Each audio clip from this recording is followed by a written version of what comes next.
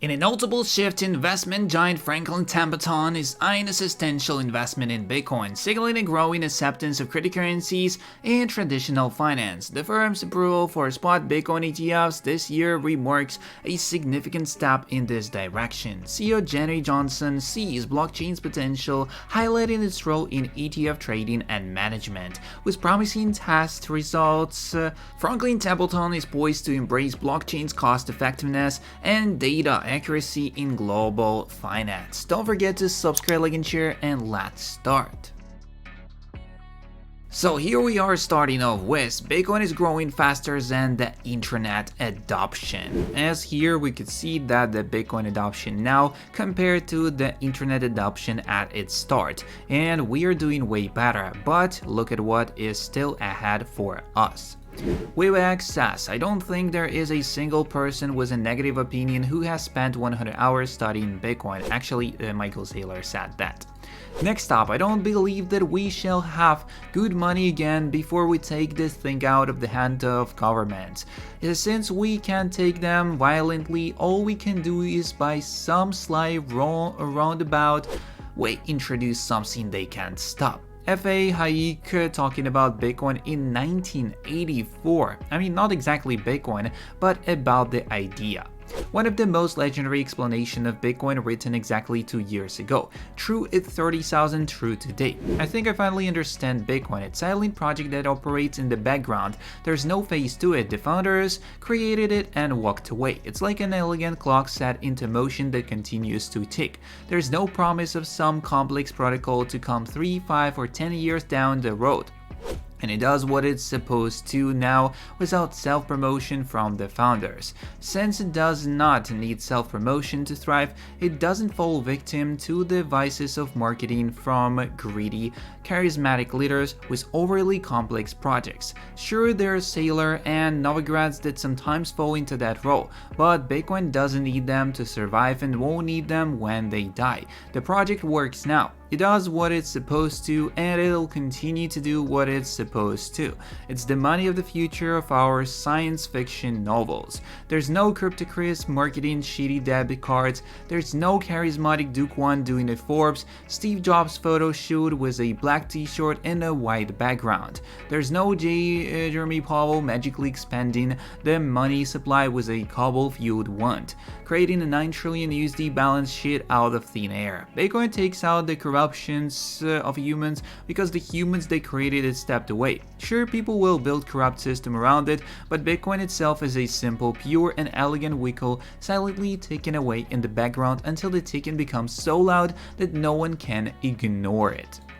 Next up, the thing is, the majority of the world sees Bitcoin as an extremely risky asset, which is literally the complete opposite. It is the safest and most conservative asset and property to allocate your purchasing power to. That is the asset I want to be in, the one that older generations think is extremely risky and the younger generations think is boring, conservative way to increase purchasing power. It is impressive how humans cannot decipher the simple thesis behind this asset, whereas Bitcoiners could literally point out +10 extremely compelling as theses on why it is important to own Bitcoin. The lore in Bitcoin is immense. Lessons in there, I think. Breaking news, JP Morgan Chase, the largest US bank, confirmed Bitcoin ETF holdings in a recent filing. This is another sign of growing Bitcoin acceptance by traditional finance. Here's a video of JP Morgan CEO explaining the use cases for Bitcoin. There are use cases: AML fraud, anti-money laundering, tax avoidance, sex trafficking. Those are real use cases. Do you believe Bitcoin will be adopted by traditional finance, or is Jamie Dimon correct about Bitcoin and illegal activity? Next up we have is the only way you're going to fix this is by constraining them at the knees and by removing the power of money from all of them, which obliges them to do what they are supposed to do in the first place. I don't like Bitcoin because this is a money built on distrust. It's actually a good idea to give banks and governments the ability to create more and more to build trust. You all know Harari to BIS. So, the Bank for International Settlements was founded in 1930s as the clearinghouse for German war reparations imposed by Treaty of Versailles. In World War II, the BIS aided the Nazis by processing stolen gold for Germany's Reichsbank. From 1933-1945, the BIS board of directors included Walter Funk, Nazi official, Emil Puchel, responsible for processing dental gold looted from concentration camp victims, Hermann Schmitz, the director of IG Farben, Baron von Schroeder, owner of GH Stein Bank.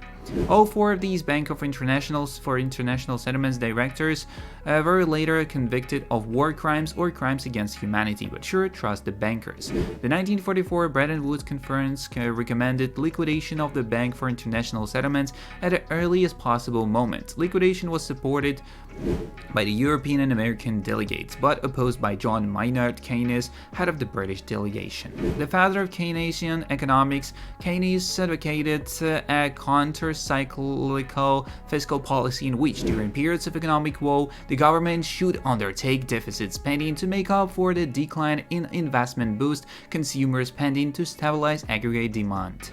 The BIS is actively pushing CBDCs, central bank digital currencies, around the world. If you don't understand why CBDCs are an anti-freedom totalitarian tool, watch this video and hear it straight from the central bankers, WEF stooges pushing this agenda. Back in 2022, 90% of central banks were already piloting CBDCs. They are coming whether you like it or not. So how can you protect yourself from this totalitarian surveillance hellscape? CBDCs give governments and central banks total control over every aspect of your financial life. Bitcoin is money controlled by no one and available to literally everyone. So, let's go for more. Bitcoin maximalism is the same as TCP/IP maximalism. That's what you get, the common sense. Bitcoin full bull flag is still in play. Just zoom out to daily chart, a bull flag is cooking. Don't miss the opportunity to accumulate your bags in the flag zone. Simple bull flag target $120,000. Franklin Templeton embraces crypto ETFs. In a recent development within the financial sector, Franklin Templeton, a predominant investment firm, has shown a significant pivot towards integrating cryptocurrencies into its operations. Notably, the firm was among the first to receive approval for spot Bitcoin ETFs this year, a move that underscores a broader acceptance of digital currencies in mainstream investment strategies. Jenny Johnson, the CEO of Franklin Templeton, shared insights into the company's future direction concerning blockchain technology and cryptocurrencies. Insights from the CEO.